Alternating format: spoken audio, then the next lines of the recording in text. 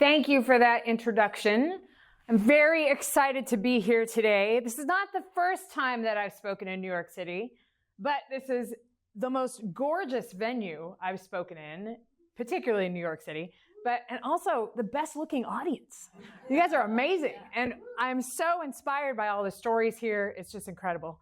My first time speaking in New York City was actually at King's College down in the financial district, right in front of the bowl. I was here for a national debate tournament.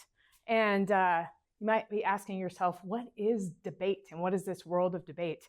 And that's really where my background is from. And that's why I ended up as a collegiate professor and college debate coach for over 20 years. And it all goes back to my roots in debate.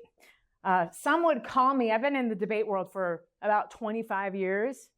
Some would call me a master debater, but you know, just gonna leave that there. That's debatable.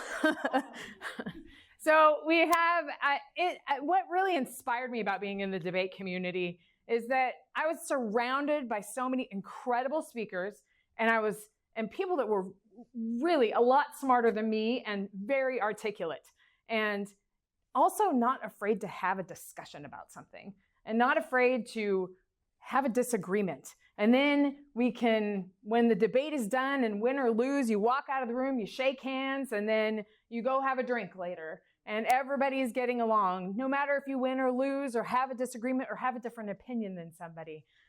And that was something that was so inspiring to me. I was around so many inspiring people.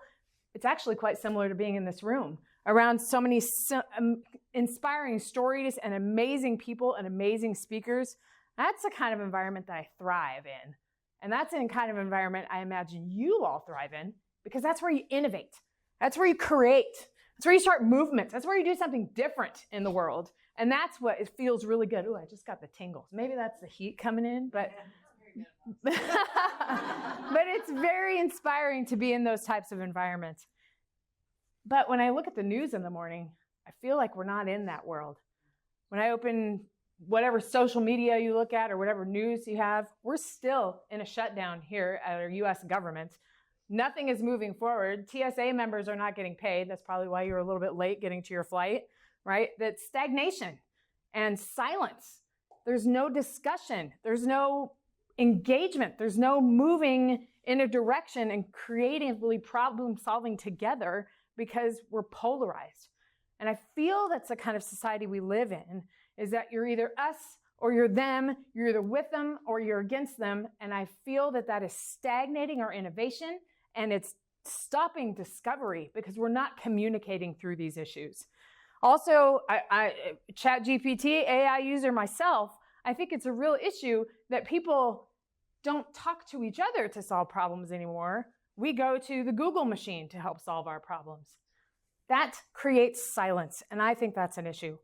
I think there's a way that we can start to move past that. And as business owners and global movement starters that you all are, we can start to do this ourselves. And it's doing things like this: listening to each other, understanding each other, also understanding that there are different perspectives out there and different stories and different ways to view the world and different ways to understand that maybe there's a different way to solve a problem. It all starts with listening. And we have to be open to those ideas.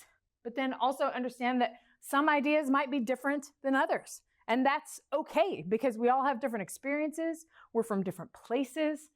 That's the kind of thing that I think we're not discovering in society. I'm not talking about this group. But one of the reasons that we don't is because we're scared of conflict.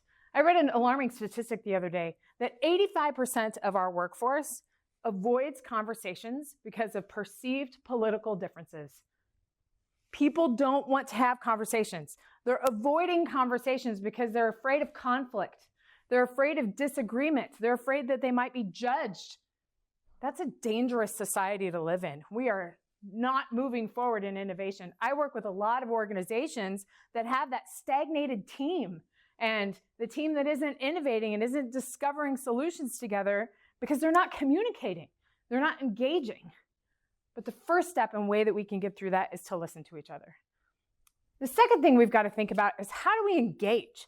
And that's actually looking at different ideas and problem solving together, understanding that there are 1, 2, or 3, or maybe 10 different ways to look at a problem, but we're not going to find a solution that appeases people unless we engage everything together, unless we talk about the consequences and the benefits and talk about these different ways that it can impact people. That engagement is so necessary to be able to move forward. And it doesn't happen unless we intentionally invite dissent. When we invite dissent and we ask what the opposite view is, we have somebody play a devil's advocate, that's when we can really start to understand other people. I'll give you a couple of examples. We're all business owners here. We all trust ourselves here. I was in that space too. I'm a business owner, my own solo business. I'm building it. It's amazing. It's going to be all mine. But I discovered so much more possibility when I invited other people in and I was able to co-create with them. Julie and I have worked together for years. We work together in the speaking space. We also work together in the branding space. We have a great program. It would be amazing on our own, but it's even more awesome together.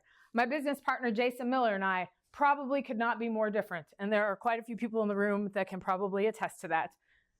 But he chose me to be president of his company because I was a devil's advocate. I asked him questions. I challenged. People around him did not do that. But I did, and we were able to create something amazing together. And that's where the true co-creation can happen. That engagement, inviting dissent, listening to each other, when that co-creation happens, that's when we're able to move forward. And that's when we're able to create these solutions that nobody ever thought of. That's when we're able to join these amazing thought leaders in the book, Hear Us Roar, so we can do this together. People from all over the world, how amazing is this? Maybe we should go to DC. Anybody want to go? I don't really want to go. But what if we did that as a society? What if we started breaking down those barriers and having those conversations and being less afraid of conflict because that's who we really are? It's time for us as society to really embrace communication as our competitive edge and embrace the debate so we can move forward and co-create together. Thank you.